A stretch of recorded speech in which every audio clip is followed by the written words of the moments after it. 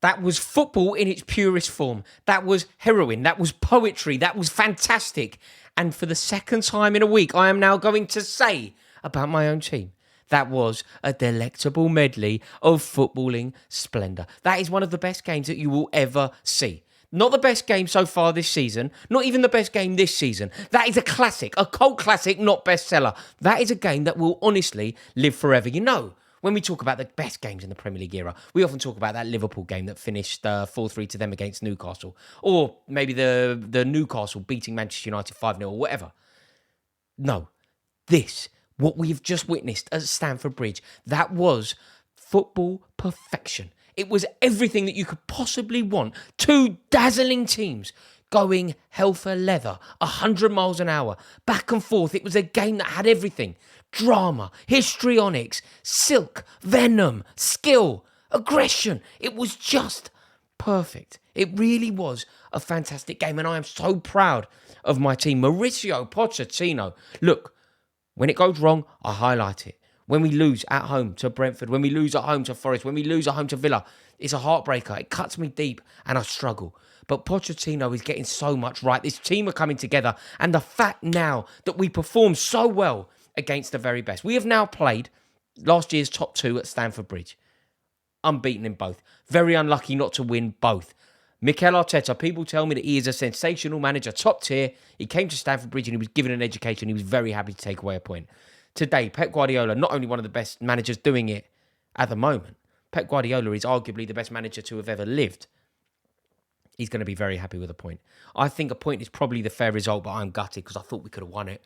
I honestly thought we could have won it. Do you know what cut me so deep?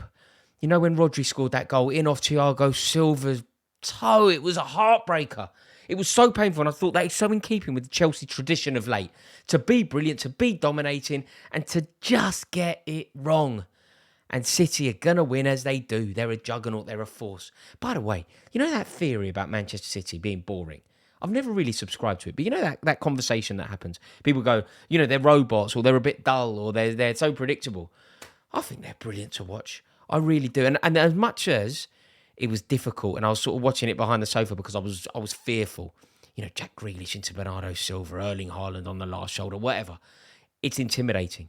But aren't they beautiful to watch? There was a turn from Bernardo Silva, and Bernardo Silva kept drifting over with Jack Grealish over to the same side, doubling up. They are masterful. They really are. They are a sensational team, and I take my hat off to them. To witness them play at Stamford Bridge like that was a joy. And they have contributed massively to the best Premier League game that the world has ever seen. That is how good that was. But I am now falling rapidly in love with a lot of these players. Last year, and in fact, for a bit longer than that, I found so many players. I've had so much apathy to them. Like, I couldn't love Timo Werner. Some Chelsea fans did, but I couldn't love him. I couldn't love Kai Havertz. He scored a winner for us in a European Cup final. I still couldn't love the geezer. Just average, so average. But my God, I love Conor Gallagher. My God, I love Raheem Sterling. My God, I love Cole Palmer. They are just sensational. And those three in particular, as a front three, as an aggressive pressing front three, they were unplayable today. You know, Manchester City didn't play to their best. Chelsea did play to their best. That's why it finished a draw, because they're better than us. They're treble winners. If they played their best and we played our best, they'd beat us. But they weren't their best, and we took advantage of that because we were. But I am not joking. Raheem Sterling on that form gets in the Man City team. I think Pep Guardiola will be sitting in that dugout, in the away dugout, going, have we made an error letting these two players go? Because two of the best players on the pitch, Raheem Sterling, Cole Palmer, and Conor Gallagher, why does he have such detractors? Like, I mean this, actually. I like the community. I went live straight after the game, and I do love the community that we're building here. Do me a favour, in fact, could you click subscribe? If you're not subscribed or if you're new around here, please do click subscribe. I love what we're building here, and I'm going to be going live a lot more for some more interaction with everyone. But can I ask you, help me understand, why does Conor Gallagher not get loved? Why do people think that maybe he shouldn't even be in the team? Why is Conor Gallagher seen as surplus to requirements at Chelsea? Because a lot of Chelsea fans I know, not so much in the go-to games, but online, they don't like him. We both love Chelsea as well. I love Chelsea, they love Chelsea, but they don't think he contributes to the team. Whereas I think he's actually one of our most important players. Help me understand, if you don't like him, what is it about him? But Raheem Sterling today, I don't know who was officially given man of the match, but it has to be Raheem Sterling. Look, I understand that Manchester City had some decent players. Silva looked good, Jack Grealish looked good, whatever. But the best player on the pitch was Raheem Sterling, wasn't he? He was just amazing. Like, truly, truly amazing. Back to his dazzling best. And there must be so much egg on the face of Gareth Southgate leaving him out of England squads. How can you leave a player who could do that to Man City out of England squads? Lunacy. Absolute lunacy. He was amazing. Cole Palmer, can you imagine it? The boy from Wythenshawe. The boy from Wythenshawe. Came through at Man City. Penalty in the last minute. Facing Ederson, one of the best goalkeepers the Premier League has ever seen. A man who must have seen him take hundreds of penalties. Cole Palmer couldn't care less. Stood brave. Didn't flinch. Such a crucially good penalty as well. Because it was pinpoint. It was so accurate. And it was hit with devastating effects. Wallop. Because Ederson, one of the best keepers, went the right way. And still got nowhere near it. Do you know how good a penalty has to be to go the right way for a keeper of that quality, that frame, that stature, to go the right way and not get anywhere near it? Cole Palmer, son, I love you. I absolutely love you. He's everything I hoped Kai Havertz would be. Kai Havertz and him, they're similar, comparable at least. Cole Palmer is undoubtedly the best signing of the Bowley era. Undoubtedly. And how lucky they got. Because he was their third choice. Remember, when we wanted to sign that player, that young player with Premier League experience, they wanted Emile Smith-Rowe. Then they wanted Elise. Remember, Elise told us no. And then we ended up, poor us, with Cole Palmer.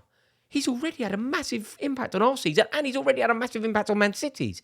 Remember, he scored for him in the Champions League. He scored for him in the Super Cup. They have a trophy. They have a European trophy this season because of the brilliance of Cole Palmer. How lucky are we to have him? What an amazing player he is. He is just perfection. And I honestly love him. And I can't even believe I'm saying this, right? But hasn't Pochettino been outstanding against the big teams? Like, one of his flaws against Tottenham was he was seen as being a nearly man.